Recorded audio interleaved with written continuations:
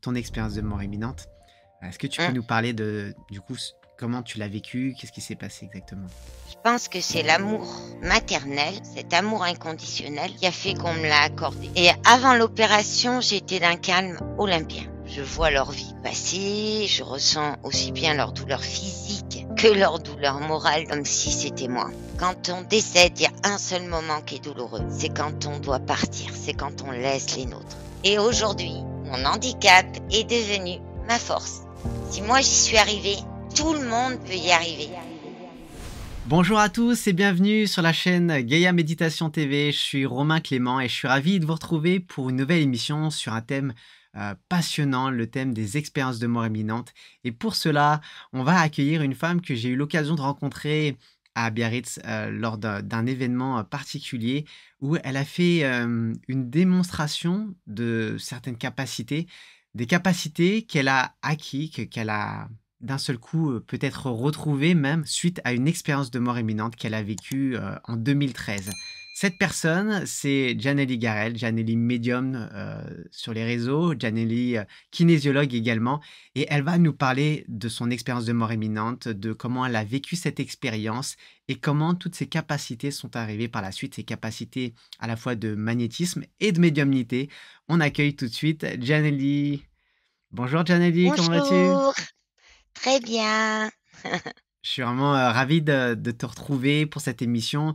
Comme je le disais, après t'avoir vu justement dans le sud-ouest lors de cet Mmh, événement, j'ai été vraiment bluffé. Bluffé parce que déjà, comme on peut le dire, je pense voilà, que tu es malvoyante globalement. Et oui, juste en écoutant le son de la voix des personnes dans le public, tu es arrivé à ressentir leurs différents mots dans ton corps, donc sans même les regarder, tu arrivais à dire ce qu'ils avaient, hein. C'était oui, vraiment, juste par la vibration, en fait, de la voix ouais et et c'est même enfin, pour moi, plus facile à la voix, qu'en regardant. ouais, ouais.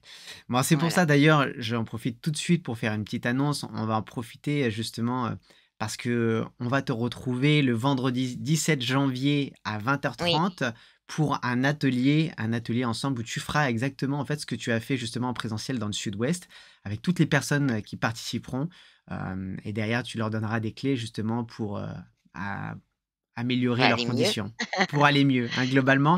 Donc n'hésitez pas, je vais mettre un lien, dans la description de cette vidéo justement où vous pouvez, retrouver toutes ces informations pour rejoindre l'atelier, le 17 janvier à, 20h30. Mais revenons donc d'abord aux prémices, pour la Mmh. petite histoire. Voilà, donc je le disais, tu as vécu, une expérience de mort imminente en 2013. Comment déjà, tu voyais la vie avant Alors, 2013? en 2014 exactement Ah, et avant 2014, je suis tombée malade en 2013. J'étais une femme qui travaillait d'accord. énormément. J'avais 3 boulots en même temps, toujours plus.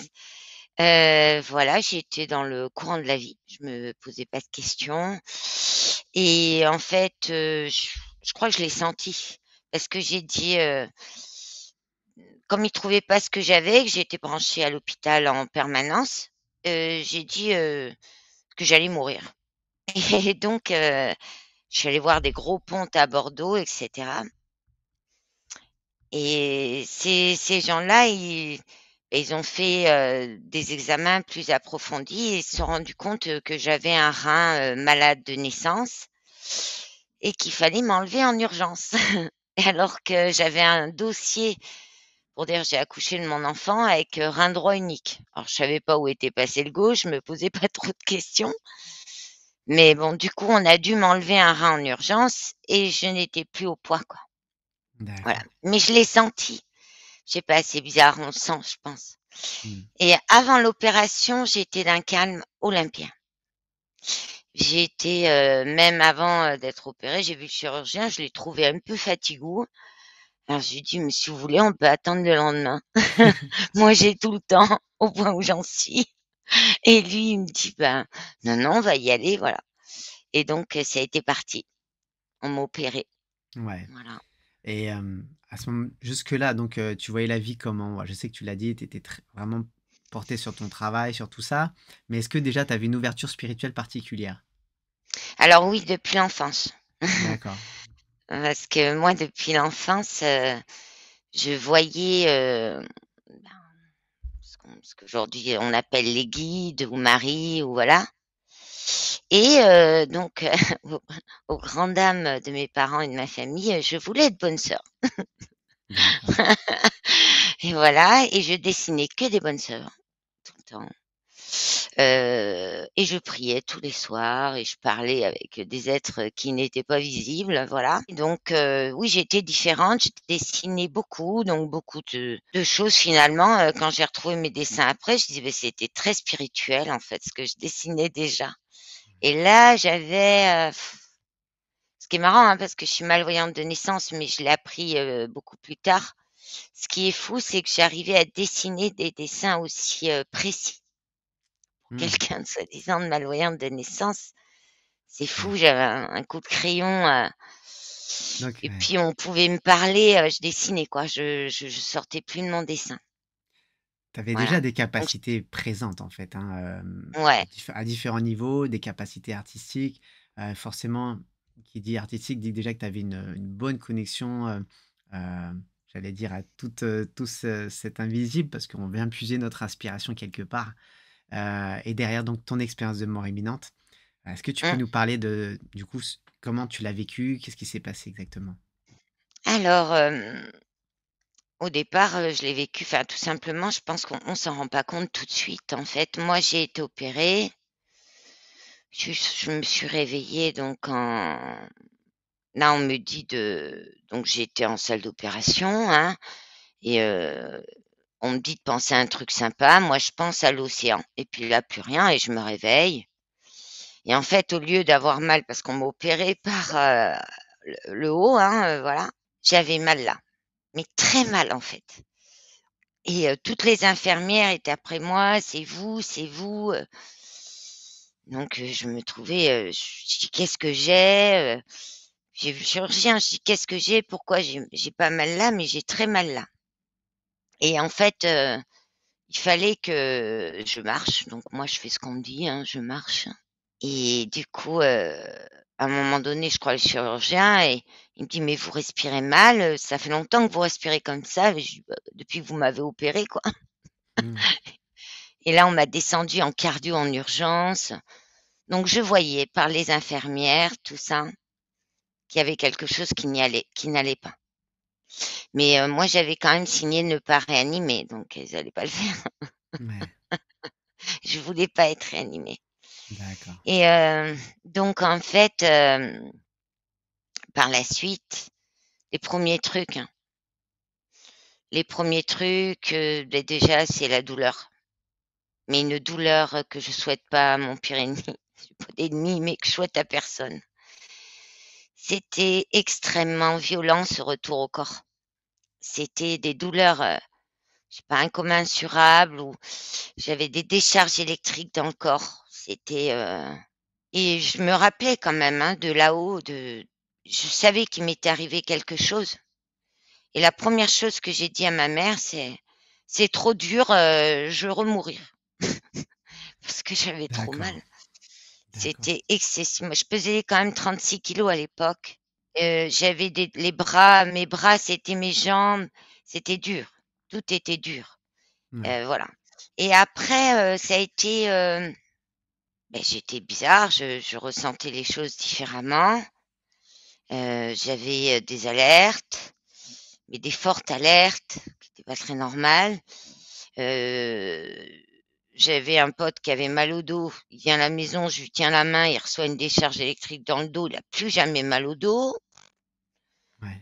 Donc là, «Qu'est-ce qui t'arrive?» Je comprends pas en fait, hein, je comprends pas ce qui m'arrive et puis je pense que progressivement je me rappelle. Alors au début, je me rappelle que du haut. D'accord. Je me rappelle pas de la salle au début. Je crois que j'ai pas voulu m'en rappeler. Donc au départ, je me rappelle, donc d'après le tunnel, en fait. J'arrive, je suis dans une grande salle, mais une salle qui fait, je sais pas, au moins, je dirais, 8 trucs de foot, quoi, 8 stades de 8 stades foot. de foot, ouais. Un truc énorme, très blanc avec des dômes, des choses, voilà, mais on est plein, en fait. il y a des gens tout de suite habillés en blanc, qui viennent vers moi et qui me rassurent et qui me disent que tout va bien et tout. Et moi, ma première réaction, c'est de dire: «Mais moi, je veux pas res qu'est-ce que je fais là? Moi, je veux pas rester là, je veux voir un responsable». Ce qui me ressemble beaucoup. C'était bien mon caractère de l'époque, hein, puis j'ai toujours voilà. Et donc beh, j'ai vu un responsable, en fait, et pour moi, il y avait Marie, quoi. Hein, il y avait Marie qui était là et j'ai un fils, je voulais revenir pour mon fils et je crois que c'est l'amour, je pense que c'est l'amour maternel, cet amour inconditionnel, en fait, qui a fait qu'on me l'a accordé. Parce qu'au début, on me disait que c'était pas possible, que mon corps n'était pas viable, qu'il était trop fatigué. Bon après, j'ai bien compris pourquoi. Heu, on m'a dit que, en fait, que j'allais énormément souffrir. Bon, ben, aussi j'ai compris pourquoi et que j'allais travailler pour eux. D'accord. Bon, j'allais travailler pour eux, donc là, hein, voilà, c'est après je me suis retrouvée dans un jardin. Hein, alors un jardin, un magnifique jardin, avec des fleurs, magnifiques, des couleurs magnifiques. J'ai revu, tous mes animaux de mon enfance, que j'ai toujours grandi avec des animaux, hein, là encore. J'en ai encore des animaux, j'aime et voilà, j'ai revu, Gypsy, Arnold mon petit lapin, mon premier chien Babar, tout le monde allait bien, tout le monde allait bien et j'ai vu une petite fille, qui se balançait sur une balançoire, qui me ressemblait, comme 2 gouttes d'eau. Les yeux bleus, le regard, rieur, les fossettes, les dents comme les miennes, voilà, qui m'a appelée maman. Alors au départ, je comprenais pas, hein, très clairement. Elle m'a pris la main, elle m'a montré des choses.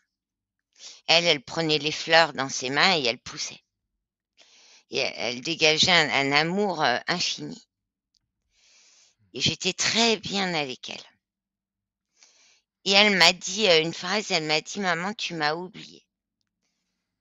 Alors, au départ, je comprenais pas pourquoi. Je vais comprendre après ce qui s'est passé, en fait.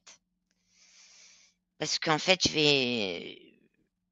c'est un fort traumatisme quand même ce que j'ai vécu, donc quand on revient, on est quand même très perturbé, hein, donc voilà. Mmh. Donc je suis très bien avec cette petite fille. Je me balade, on fait des rondes, on joue, on a un amour incroyable toutes les 2. On est dans un jardin magnifique. On est apaisé, j'ai plus mal nulle part, c'est la libération parce que je suis quelqu'un qui souffre beaucoup avant d'être opérée. Faut savoir que je suis sous morphine, sous, enfin des médicaments, très, très forts depuis beaucoup de mois, quoi. À un moment donné, elle m'amène et elle me dit, qu'on va se revoir et donc j au départ, je me rappelle que de ça. D'accord? Voilà et bien sûr, je le dis autour de moi, tout le monde me prend pour une folle. D'accord. Heu, je peux plus prendre les transports en commun parce que quand je prends les transports en commun, je sens la douleur de tout le monde sur moi, je vois leur vie passer ou la vie qu'ils sont en train de vivre. Je ressens aussi bien leur douleur physique que leur douleur morale, donc c'est pas pratique. Sur moi, sur mon corps, comme si c'était moi. Et au départ, je sais pas faire le distinguo de ce qui est moi et pas moi. Après viennent les premiers contacts, défunts, on va dire, où là, c'est comme, dans Ghost, hein, c'est-à-dire j'ai super peur. Ça dure, au départ, je les entends uniquement et c'est très fort et j'ai super peur. Moi, je suis plus du pas du tout dans le monde magnétiseur, je connais pas tout ça. Donc j'ai vraiment très peur, de ce qui m'arrive et je comprends absolument pas ce qui m'arrive. Voilà et j'avais, déjà commencé à soigner à ce moment-là. J'avais une consultante, qui était malheureusement décédée d'un cancer et D'accord. elle m'appelait, Jenny Et là, j'entends Jenny, Jenny, Jenny, Jenny, mais H24, quoi. Et j'entends, je veux un nasalé rose à peau rose. Donc je vais tant bien que mal jusqu'au fleuriste, hein. Je lui dis pas que je suis médium, le fleuriste, je lui dis rien. Je lui dis, je voudrais un nasalé rose à peau rose pour telle personne, pensant que ça va s'arrêter, hein. Parce qu'elle m'explique qu'elle veut communiquer avec ses enfants grâce à ça. Donc on le fait. Je le fais arriver au funérarium. Et 2 jours après, ça recommence. Jenny, Jenny, Jenny. Ouais, je dis, c'est pas possible. Et là, elle me dit qu'il y a eu un problème avec l'Azalie. Donc là, je retourne, parce que je dors plus, hein, c'est infernal. Donc je retourne donc du coup au fleuriste en lui disant, il faut appeler le funérarium. Je vous dis qu'il y a eu un problème avec l'Azalie. Donc elle me croit pas, elle me dit qu'il a été livré. Bon, au bout d'un moment, je craque et je lui dis, écoutez, la défunte, elle est là. Elle me dit qu'il y a un problème avec l'Azalie. Donc vous allez appeler parce que moi, je suis médium, je voudrais dormir. Et du coup, elle me croit. Pour une fois, là, elle me croit. Et donc, elle appelle le funérarium.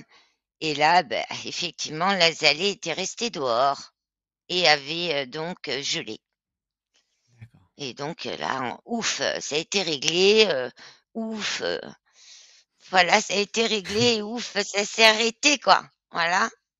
Et c'est la première défunte que j'ai aidé à monter dans la lumière. Voilà. D'accord. Pour ça, pour cette partie-là de ce que j'ai pu avoir. Hmm. Les Ensuite, souvenirs donc sont du coup, arrivés au fur et à mesure, hein. ouais, au fur et à mesure, parce que déjà j'ai traité les choses. Alors après, je suis allée voir des magnétiseurs parce que je trouvais ça bizarre. J'étais bizarre. Donc, je soignais les gens, je sentais les douleurs, et pas que les gens, les animaux aussi. Par exemple, j'avais une petite chatte, Riri, qui est décédée au jour d'aujourd'hui, qui tombe du 3e étage sur le béton. Ma voisine, elle me la ramène, elle est voilà, raide, du sang sur la tête et tout. Je mets mes mains comme ça autour d'elle. Ma mère est présente, hein, et je mets mes mains comme ça autour d'elle et je tenais énormément. Et donc voilà, je sais pas comment je fais. Je tombe dans les pommes et là, quand je me réveille, ma mère elle me dit mais regarde, Riri, elle court, elle a plus rien. Wow. Donc là, effectivement, elle n'avait plus de sang, plus rien. Alors là, elle pose la question, qu'est-ce qu'on va dire aux voisins? Bon, on a été au vétérinaire, premier truc. Et puis quand je dis ça à ma voisine qui me l'a ramenée, elle me croit pas. Elle me dit que c'est pas possible. Et donc, ça a été le premier truc de dingue, De vraiment. dingue. Ouais. Après, j'ai continué, beaucoup sur les miens.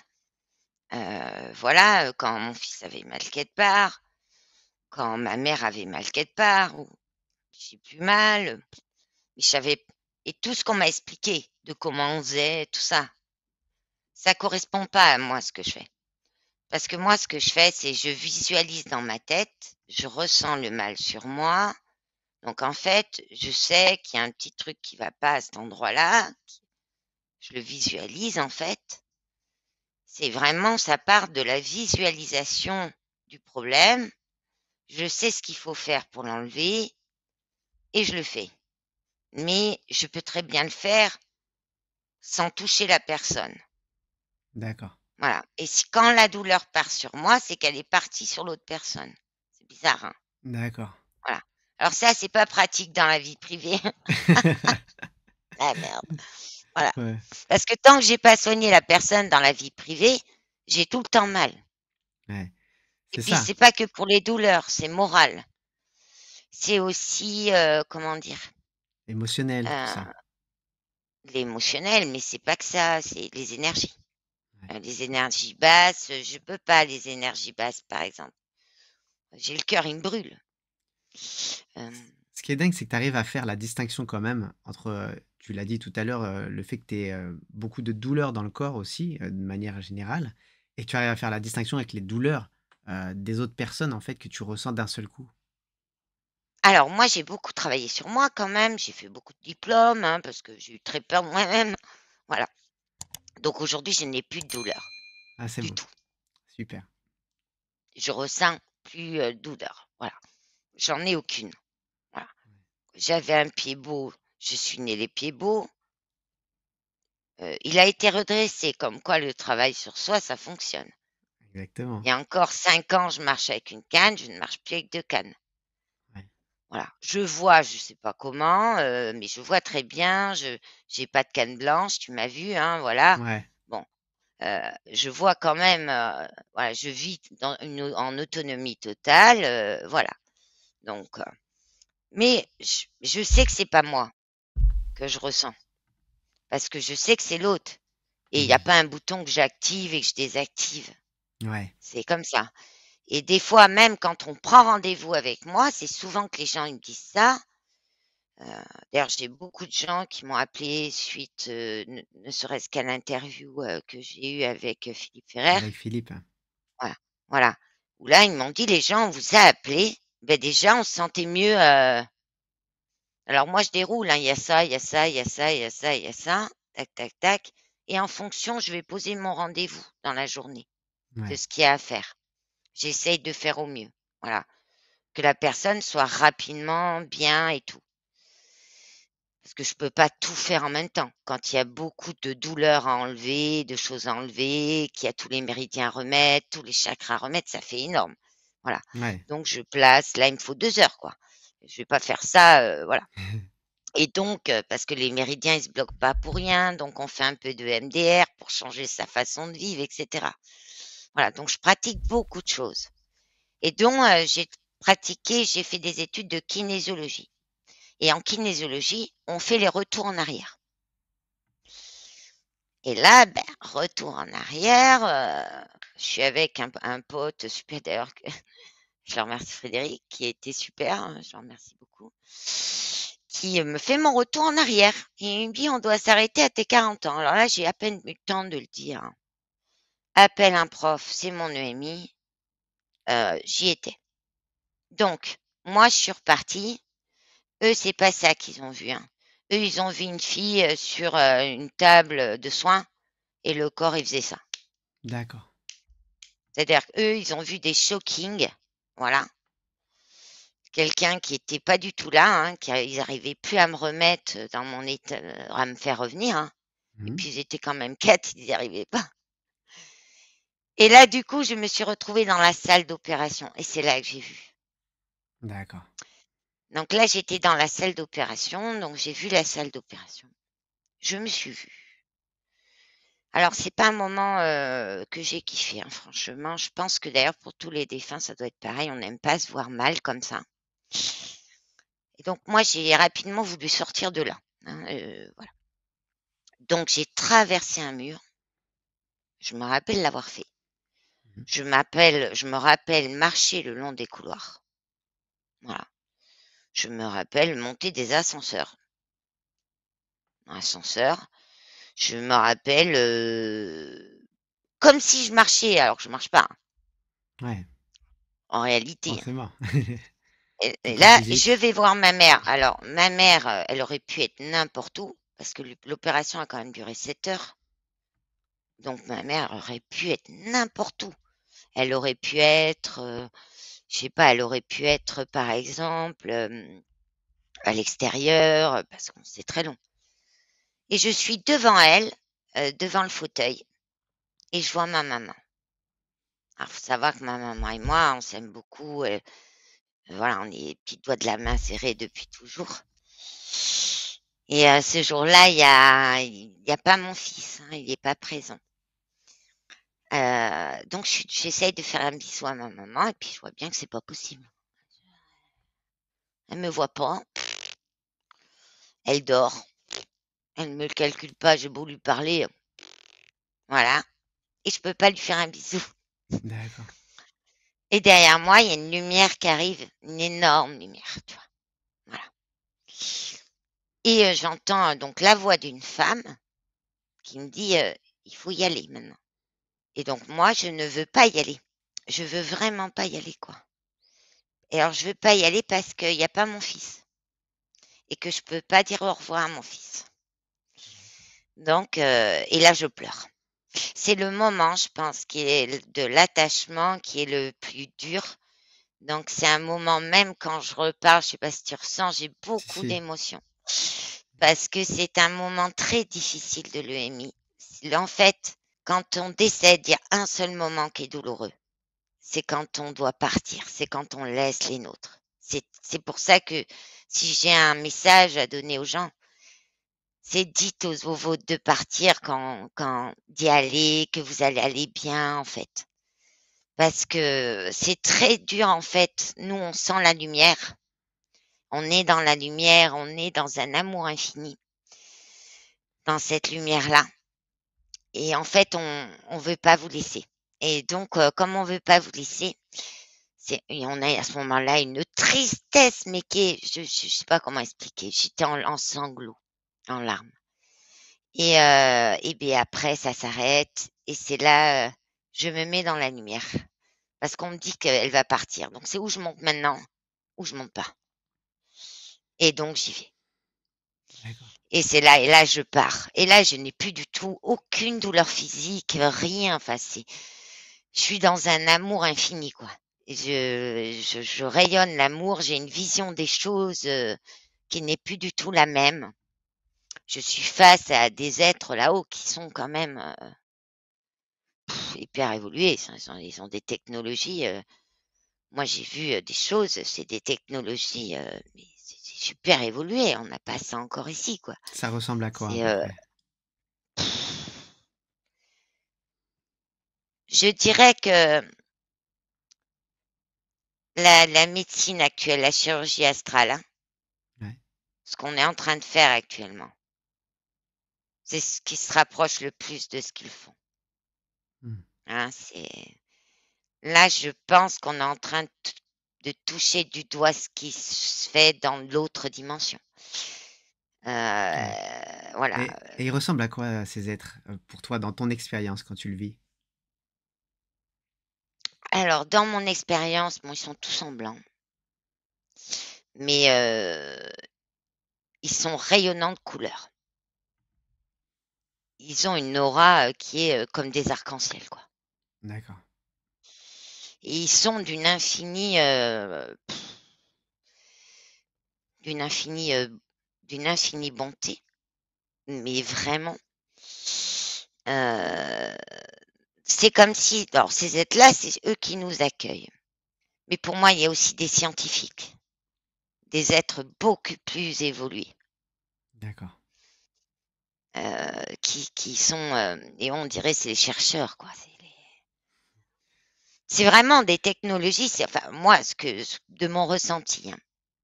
Nous sommes ici dans la matérialisation sur une expérience de vie, d'accord? On expérimente, on est dans l'expérience de notre matérialisation, d'accord?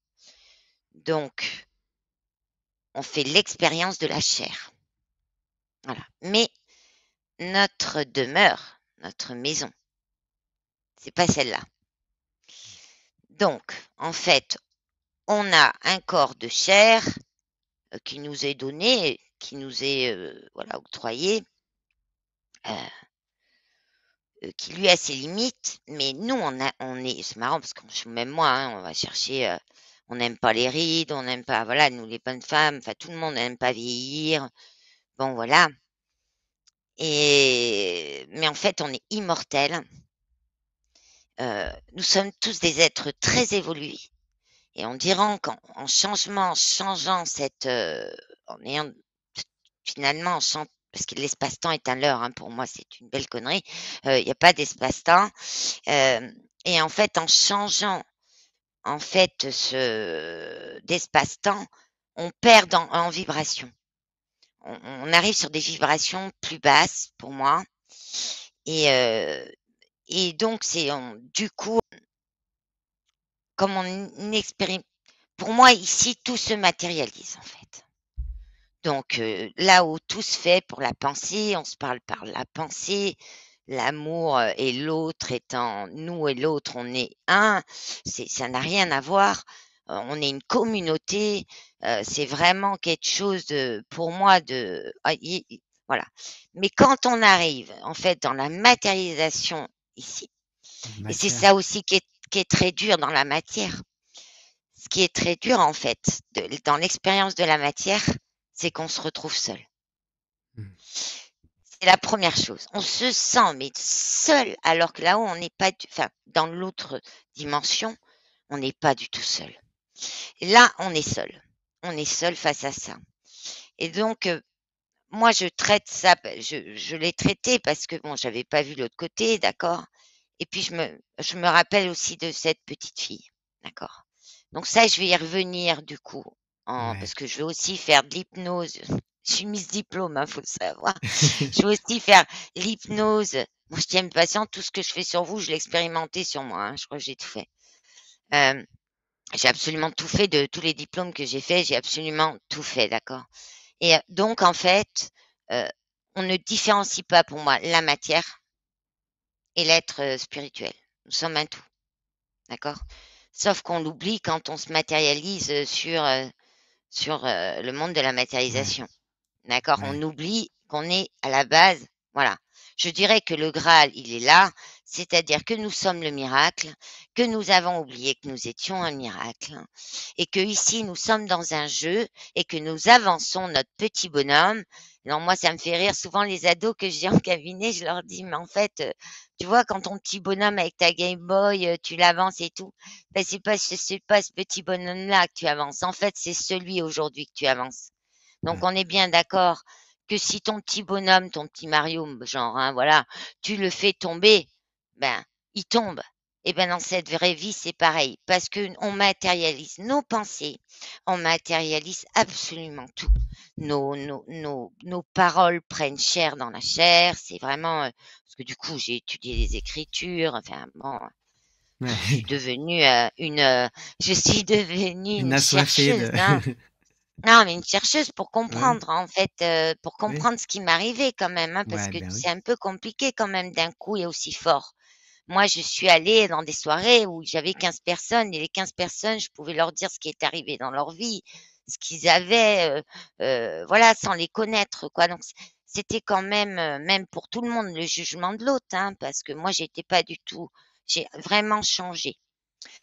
Donc Mm. je l'ai aussi traité en hypnose spirituelle, en fait, diplôme que j'ai passé. Et voilà, donc j'ai l'audio de mon EMI, hein, et elle Ouais. est incroyable.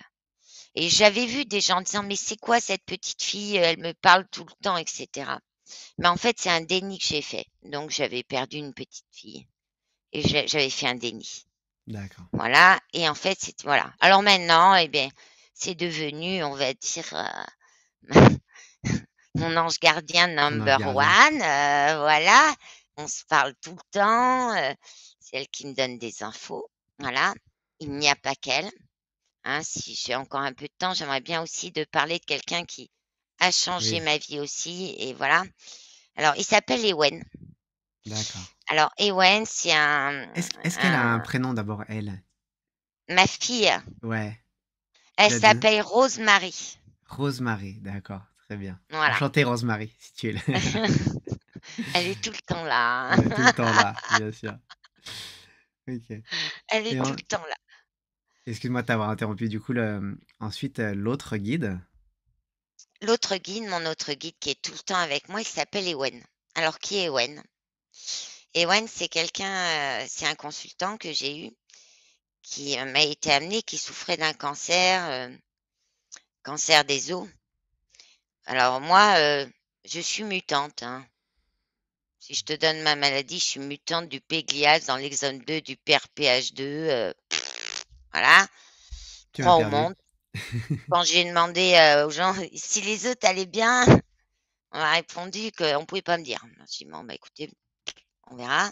Voilà. Eh bien, c'est marrant, ce petit Ewen, hein, que j'ai connu à 18 ans. Ewen, était un mutant lui aussi. Donc on avait déjà ce point commun. Très malade et je l'ai accompagné,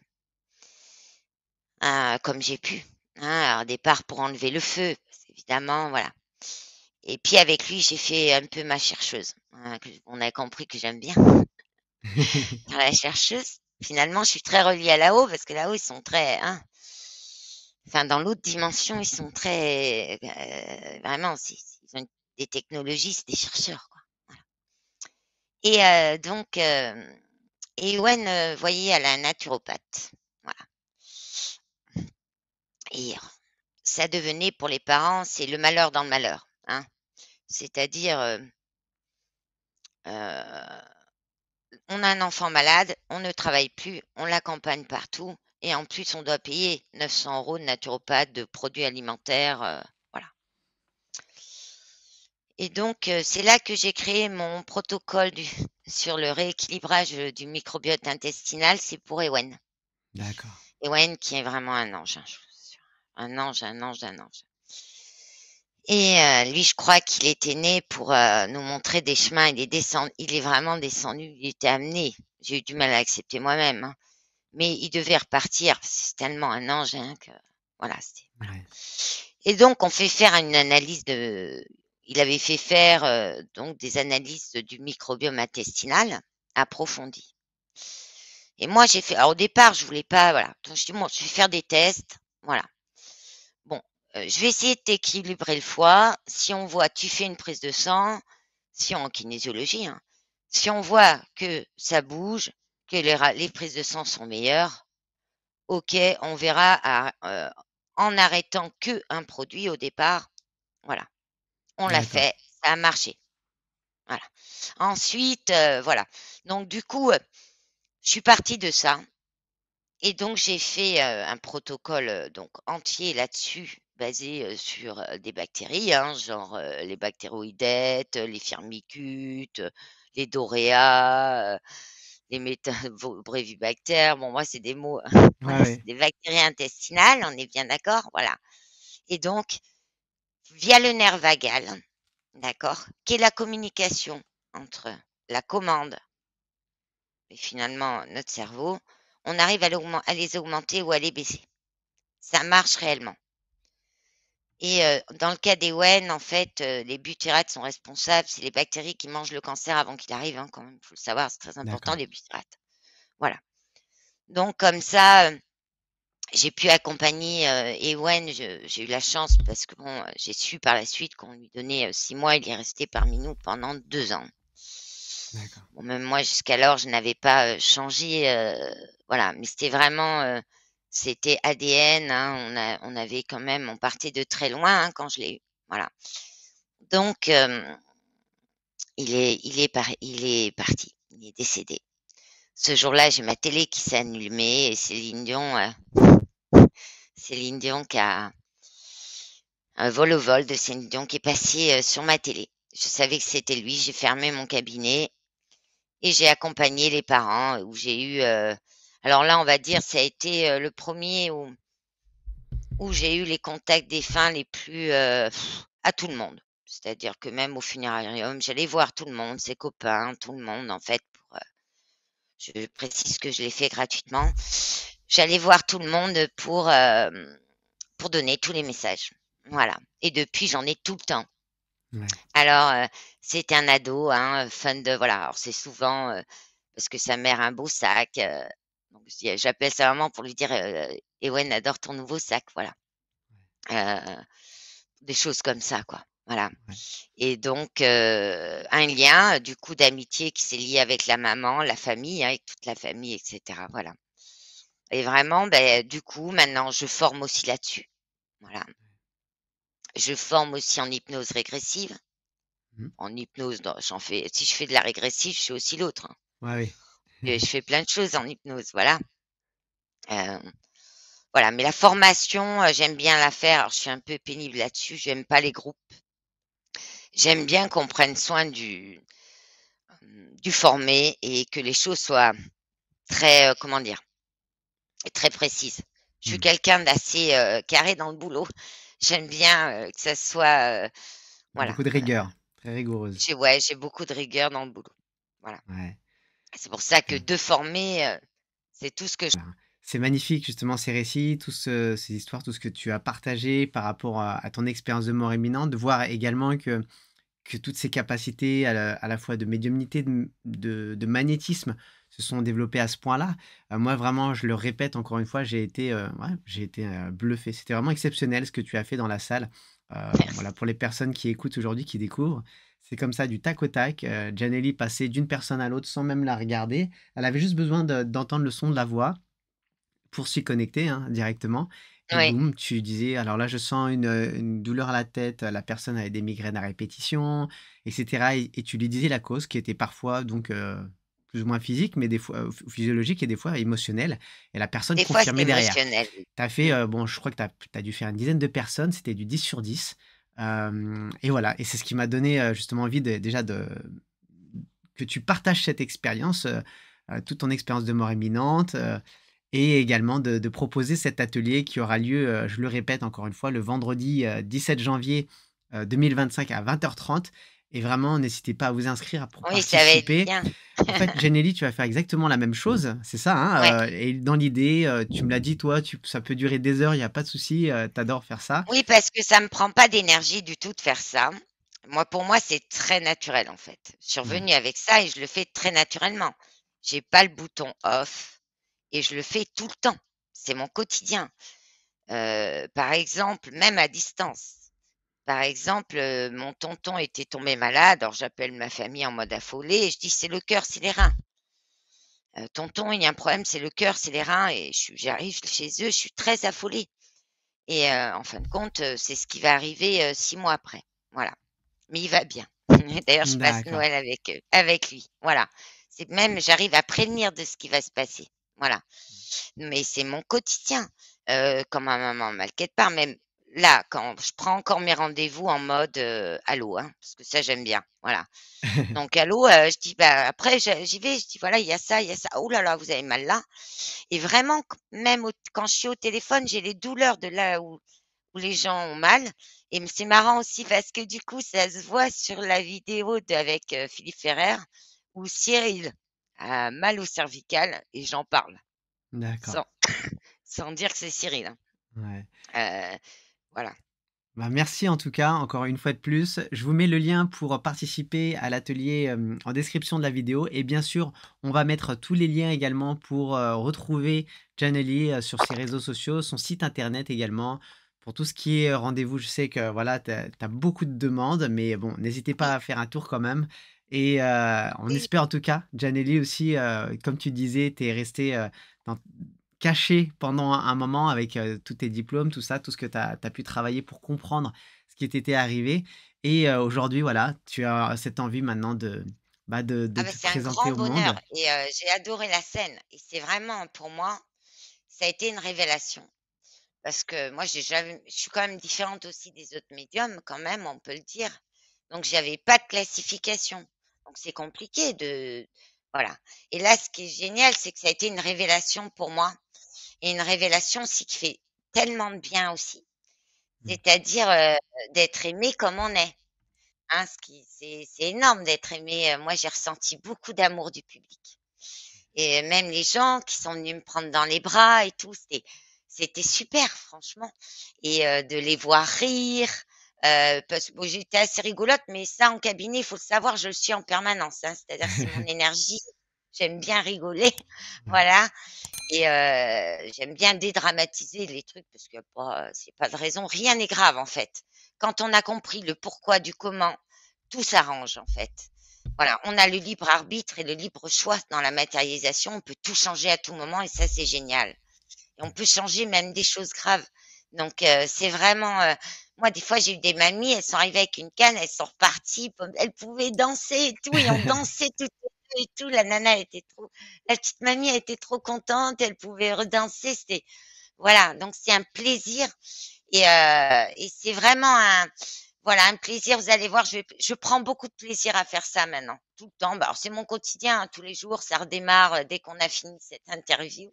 Ça va être, allô et voilà et les gens, à chaque fois, ils disent: «Bah, oui, oui, oui» et puis voilà, mais c'est mon quotidien, donc pour moi, c'est très normal. Maintenant, ce qui n'était pas normal pour moi jusqu'à maintenant, c'est que ça soit connu puisque jusqu'à maintenant, je l'ai caché. Donc Ouais. voilà. Donc Du moins par du le grand diplôme, par public, voilà, dans ouais, toutes les vidéos, c'est comme tu l'as dit, c'était la première grosse scène avec, beaucoup de monde. ouais, Là, c'est, la deuxième vidéo sur, YouTube, on va dire, oui. avec, une plus grosse audience. Donc vraiment, on est ravis, on a hâte de te retrouver, Jenelly, pour, cet atelier. Une fois de plus, je mets le lien dans la description. Vous allez voir, ça va être génial. Je mets tous les liens également pour te retrouver. On te remercie vraiment, du fond du cœur avec les frères, bien Et sûr, de rien. pour, cette, émission, d'avoir accepté de partager cette expérience, cette EMI, très touchante. On remercie également, bah, toutes les personnes qui regardent, qui te regardent, aujourd'hui. Bah oui, Tout merci On beaucoup, remercie hein. Rosemary et Ewen, Rosemary Félix, et Owen. voilà, Voilà. et à très vite. On t'embrasse tous et je Ben vous oui, moi je vous embrasse remercie, également. puis je remercie tous les gens qui me font confiance et qui me font des retours. Mais ils me touchent. Les retours que j'ai, c'est aussi bien de l'interview de Philippe que du Spirit Tour quand je suis passée sur scène. On avait tellement hâte de vous rencontrer, mais vous êtes génial. Et puis quand ils me voyaient en vrai, ils disaient ah mais vous êtes la même. Voilà, donc franchement, c'est beaucoup d'amour reçu, franchement. Donc je remercie vraiment tout le monde pour leur confiance, hein, parce que voilà.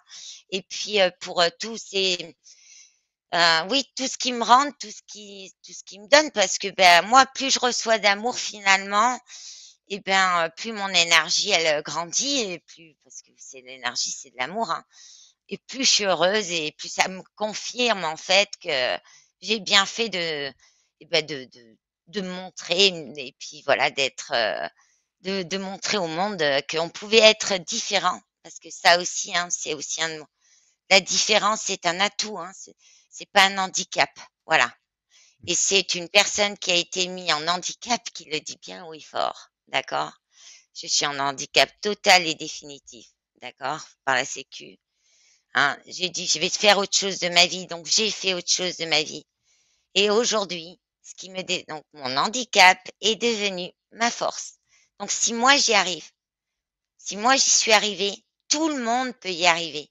Parce que je suis la nana la plus simple du monde, la nana la plus normale du monde. Donc en fait, tout est possible dans la vie. Il suffit de le vouloir et tout se réalise, c'est ce que je dis aux gens. Voilà. Et ça, s'il y a une preuve, si je suis cette preuve, je suis la preuve vivante en fait que on peut renaître de ses cendres et qu'on peut faire de son handicap quelque chose, au contraire, un atout. Voilà. Et moi, je pense que là, j'en ai fait un atout. Donc, je remercie toutes les personnes qui m'ont fait confiance, voilà, et tous les gens qui au quotidien m'appellent et puis me font confiance pour eux, pour leurs enfants, parce que je soigne beaucoup d'enfants. C'est trop mignon, les enfants. Et voilà. Et donc, voilà. Et puis, merci à toi, Clément, aussi Romain, parce que vraiment, pour ta confiance, voilà. Ah, je t'en prie, c'était un vrai plaisir. À très vite, rendez-vous, le vendredi 17 janvier 2025 pour, cette session, particulière avec toi. À À très vite. très vite. J'ai hâte.